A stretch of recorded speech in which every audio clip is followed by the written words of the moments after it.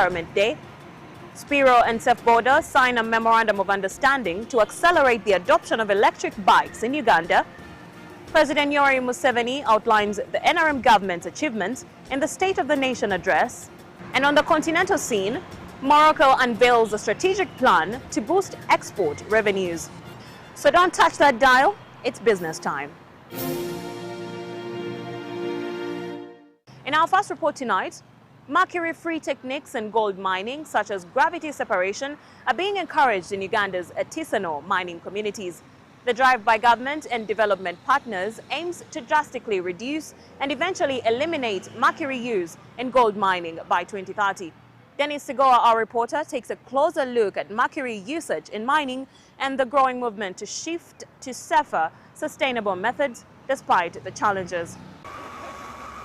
In artisanal and small-scale gold mining, mercury has long been used to extract gold by forming an amalgam, a mixture of mercury and gold, a mix that is later burned to separate the two. But this age-old technique comes at a heavy cost. Mercury is toxic, threatens not just the health of the miners, but also their families, their communities, and the environment. When we look at this all, we see to it that mercury can affect the current generation and even the future generation beyond the mining period that we can do in an area, because it persists in our environment. It does not biodegrade so easily. In Tira, a mining area in Busia district with approximately 10,000 artisanal miners, news of mercury's phase out comes with mixed emotions. For some, it brings hope; for others, uncertainty. We only use these cheap methods of ours in this area of ours, most of us. If you don't have enough money, you cannot go for an expensive method, of course. My question is, as more we are talking about mercury, but mercury is still coming inside the country.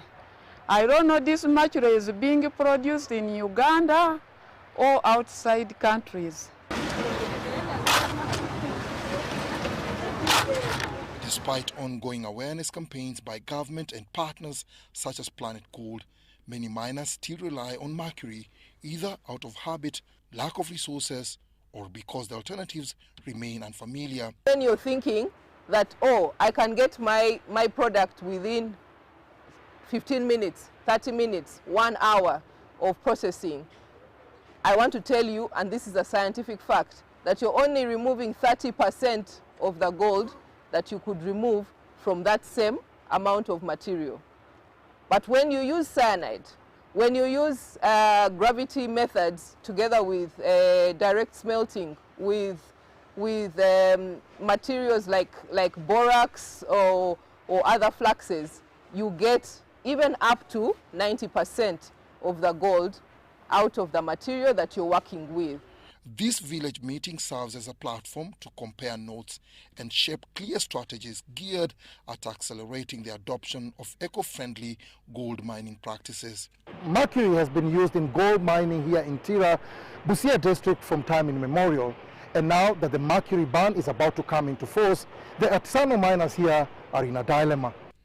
Crucial questions around alternatives, affordability, accessibility, and the operational shift are top of mind for the men and women whose livelihoods depend on gold mining. 2 basins cannot manage that expense of using what? Sunride system. It is too expensive for us to use that. Now my question is it only artisanal that is being banned from using mercury, or even these other sectors also are banned? A senior environment officer with Busia District Local Government, Ngolobe Jimmy, responds to these pressing concerns, offering insight from both health and environmental perspectives. You have the right to a clean and healthy environment, but you also have the obligation to create and protect that. So it's all about mindset change, to be a responsible miner, to have this change, and we come to mercury-free gold processing. Uganda is a signatory of the Minamata Convention on Mercury, a global agreement which recognizes the risks of mercury use in artisanal and small-scale gold mining. The Minamata Convention calls for drastic reductions and eventual elimination of mercury use. Uganda has already developed a national action plan that subscribes to the Minamata Convention. As long as the law has passed that there is no more use of mercury allowed in the processing of gold, it means that now we're on a time clock. We are moving towards the time when there will be no supply of mercury. Then what will you do as this single or 1, 2, 3, 4, 5 miners who are insisting on working in a small group or working alone? It will cause you a lot of problems. But as the 2030 deadline draws closer, concerns remain high about the pace of progress and whether small-scale miners will be ready. Achieving a win-win transition, one that is economically viable, socially inclusive and environmentally sound, will require collective commitment, consistent funding and ongoing technical support. Dennis Igoa for UBC.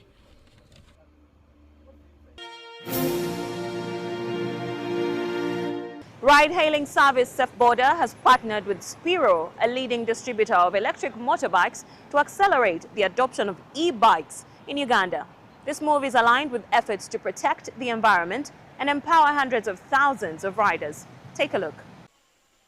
Uganda's green sector is reaffirming commitment to reducing greenhouse emissions through strategic collaborations and more accessible pricing for electric bikes in line with the World Environment Day celebrations.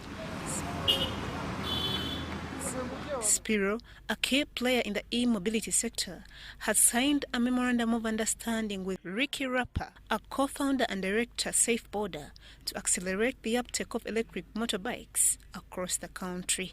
If you ride an EV bike, you are basically talking for the environment. You are talking for noise pollution. You are talking for clean energy. You are talking for safer rides.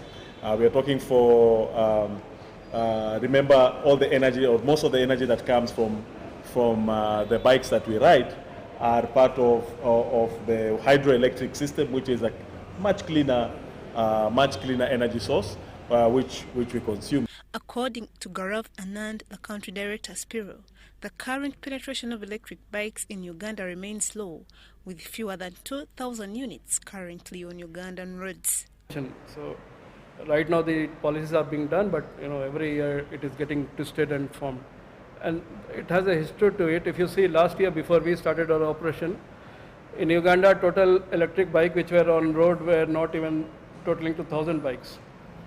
So for anybody in country or on the community, what Ricky was mentioning, it was very difficult for anybody to have faith and confidence that electric bike can do the work what the existing petrol bikes are doing. But in last 1 year, as I mentioned, we already have 4,000 bikes on road, and which bolster and the confidence in the users and riders. While policy support is key to the growth of the e-mobility sector, stakeholders are also calling for a shift in mindset among both riders and passengers to embrace sustainable transport alternatives. Spiro accepting or requesting or signing a partnership with me is a perfect opportunity for me to use my voice to amplify the message of the good work that Spiro is doing for the betterment of the industry. I'll tell you, part of our negotiation was that there must be something better for the riders when I come on board. And today you are all aware that Spiro has reduced its price from the original price of around close to 5 million, around 5.2 million, to now announcing a special price of 3.8. This is because I clearly said we need something that aligns with our value. The partnership between SafeBoda and Spiro Uganda is designed not only for convenience, but also to empower riders and promote the widespread use of electric bikes, thereby contributing to environmental protection. At this point now where we have reality of the good work that are being done, it is a point where now we ask, number one, ourselves to be more involved in making sure that the information reaches the people. I will tell you this, that some people are just so scared of even hearing that this is an electric bike because they think it's going to catch fire the following day. You know, they just can't understand how that actually is going to work, you know. And because people watch some funny TikTok and some videos online and they're like, ah, no, that is going again a quarter muliro, you know.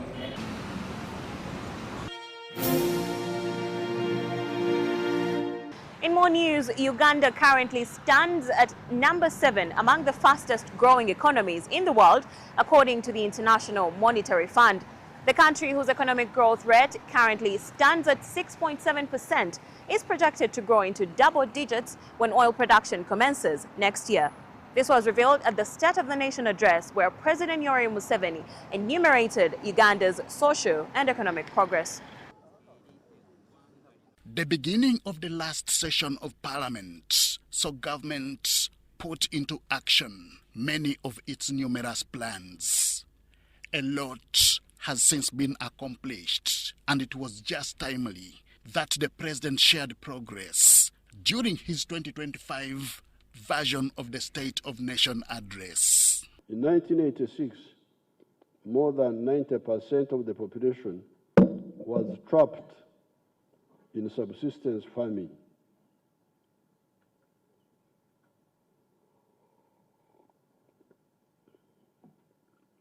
i.e., working only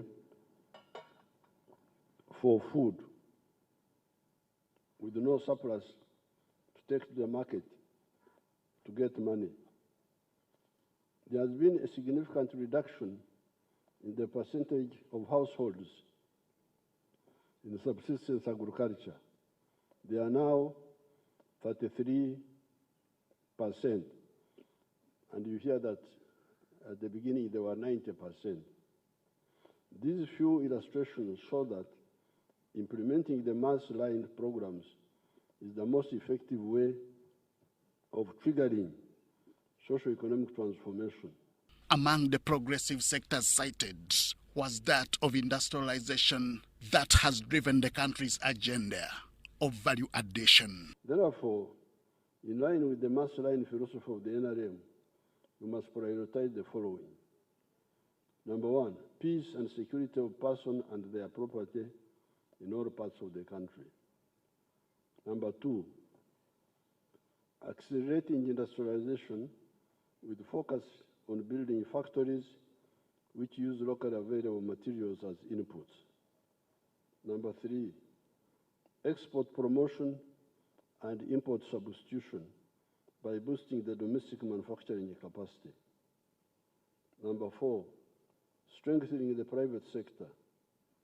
Number five, increasing market access for our exports, both in the regional markets such as East African Community, COMESA, among others, and international markets. Number six, skilling our youth through the zonal industrial hubs. The youth will continue to acquire skills in tailoring, carpentry, metal fabrication, welding, shoemaking, weaving, hairdressing, knitting, and bakery. The progress in tourism, coffee and fisheries did not miss out. He cited the same as catalysts for Uganda's economic growth. The economy grew by 6.7% in the first quarter of this financial year, compared to 5.6% recorded in the same period last year. This is on top of the growth of 6.1% in the financial year 2023-2024. Economic growth is projected at 6.3% this financial year and further projected to grow to 7% in the financial year 25-26. It is projected to grow faster when commercial production of oil and gas starts next year. In purchasing power parity terms, our economy is projected to be $171.6 billion by the end of this financial year in June 2025. And next financial year, equivalent to about 65.7 billion using the Atlas method. This will be equivalent to US dollars 187 billion in purchasing power parity terms. Part of the driving factors for all this progress has been transport infrastructure development, with more of such expected in the next cycle of development. I wish to reiterate that the NRM is aiming at making Uganda a $500 billion economy in the near future. We have identified 4 key areas to drive this rapid growth. First is agro-industrialization. We must add value to the abundant agricultural raw materials that we, the wealth creators, are producing: coffee, dairy products, beef, fish, fruits and vegetables, cocoa, cereals, poultry, piggery, cotton, tea, etc. These value chains have a combined untapped value potential of US dollars 20 billion. Second is tourism and travel. We have a strategy to increase tourism inflows 5-fold by doubling the average spend and average stay time per tourist. Our tourism value chain has a US dollars 50 billion potential. On political hygiene, in relation to recent NRM structural elections, the president warned against interfering with the people's mandate. A leader should not take sides in the structures below him or her. He or she should let the people elect the ones they prefer, whether you like them or not. You let the people elect, because you are not the one electing. It is them. He or she should let the people elect the ones they prefer and work with them as long as they are NRM. According to the president, Uganda's economic growth currently stands at over 6%, with the same expected to double when oil production begins. Henry Okrut, UBC.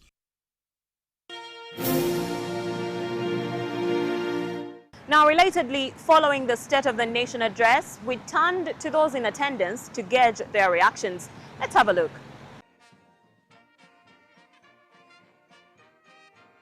With the little work that we have done on manufacturing, we have been able to employ 1.2 million people. So it is very good emphasis that we have to go into value addition, that we have to focus on where we can absorb the unemployed population of Ugandans and also grow our economy.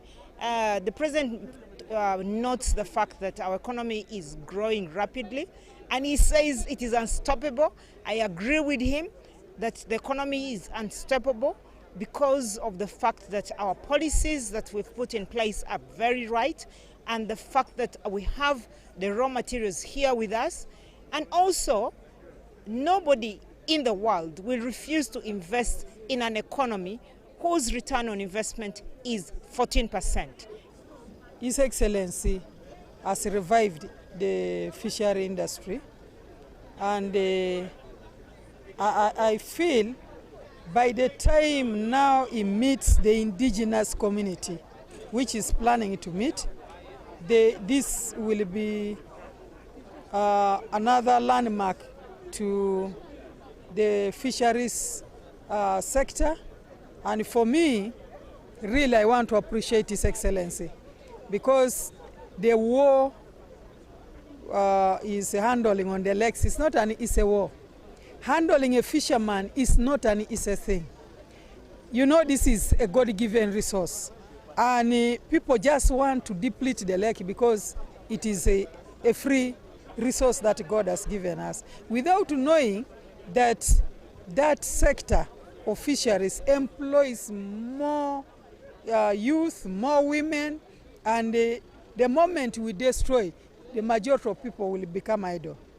The measurement of quality of life and the economic growth sometimes may not be easily observed with the naked eye, one of the challenges that we have is the high rate of population growth.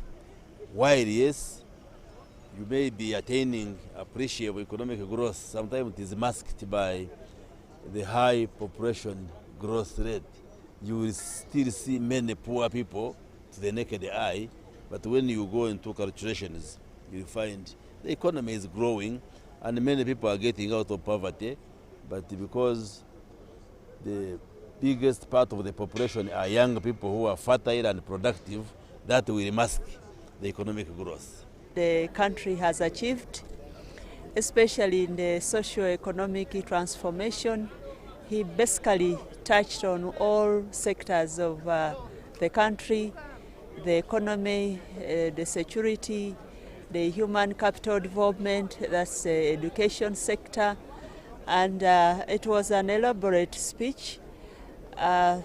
He mentions the country is on the right path of development at 7%, one of the fastest economies in the world and in Africa.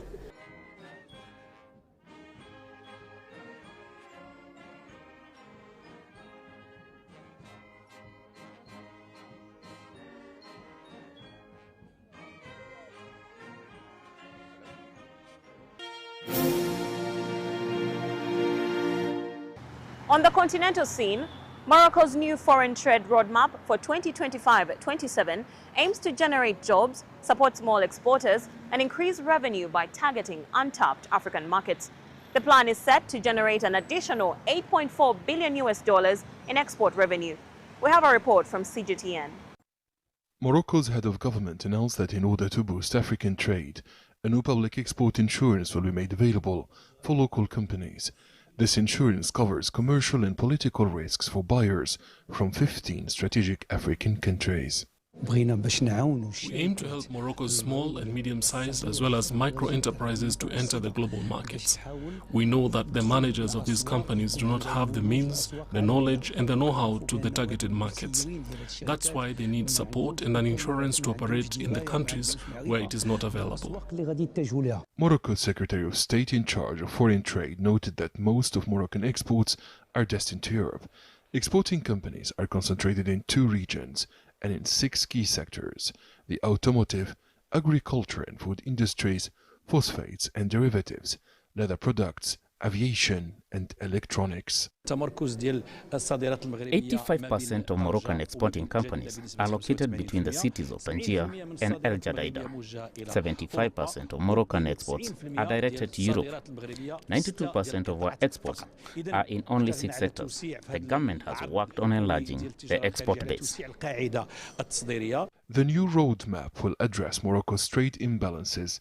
In 2023, Moroccan exports reached $43 billion compared to $71.6 billion in imports. The trade deficit is estimated at $28.6 billion.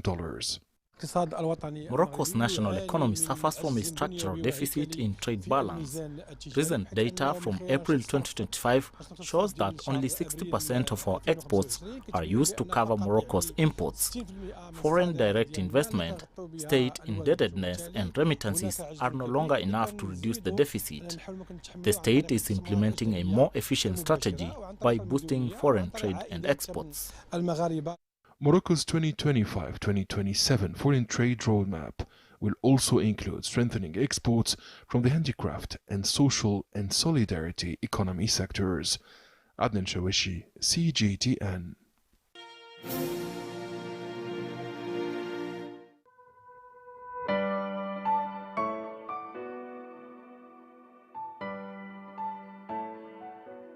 Airline industry remains strong and relevant. Traveller numbers will soon top 5 billion annually, and the 69 million tonnes of air cargo transported annually accounts for 1/3 of global trade by value. In 2025, airlines will make a $36 billion profit on revenues of $979 billion. Now, while those numbers are big, let's remember that this equates to a net margin of a mere 3.7%, or $7.20 net profit per passenger. Our profitability is not commensurate to the enormous value that we create at the heart of a value chain, supporting 3.9% of global GDP and providing and supporting jobs for 86.5 million people. Now, while airline margins are half what most other industries earn, including those in the air transport value chain, airline resilience is the stuff of legend, as proven in our post-COVID bounce back. The pioneers who founded our association 80 years ago would be proud. Their aim for IATA was to promote safe, regular and economical air transport for the benefit of the peoples of the world. And looking at aviation today, we have delivered. Flying is safe and more people and businesses than ever are benefiting from it. Now this matters because, like all forms of connectivity, flying makes the world more prosperous. And that stands in contrast to isolationism, trade barriers, and the fragmentation of the multilateral rule-based system. These destroy wealth and lower living standards. For the times we live in, this is an important message.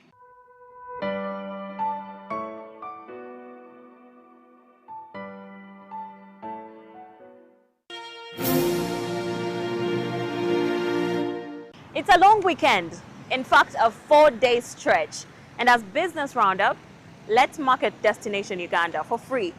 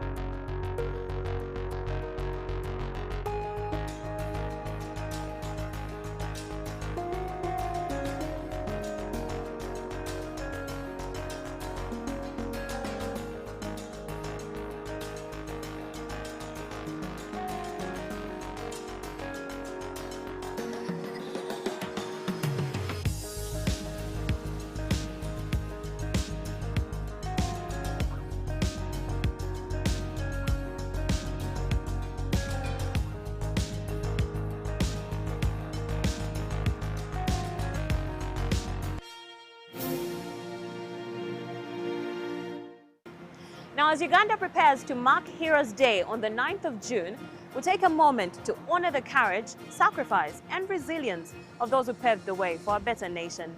Thank you so much for being with us to the very end of the show.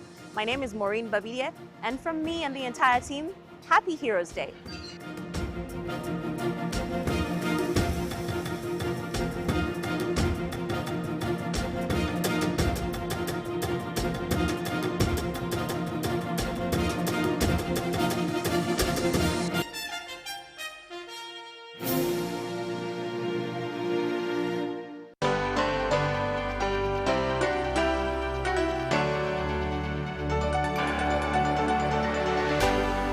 UBC, inspiring Uganda.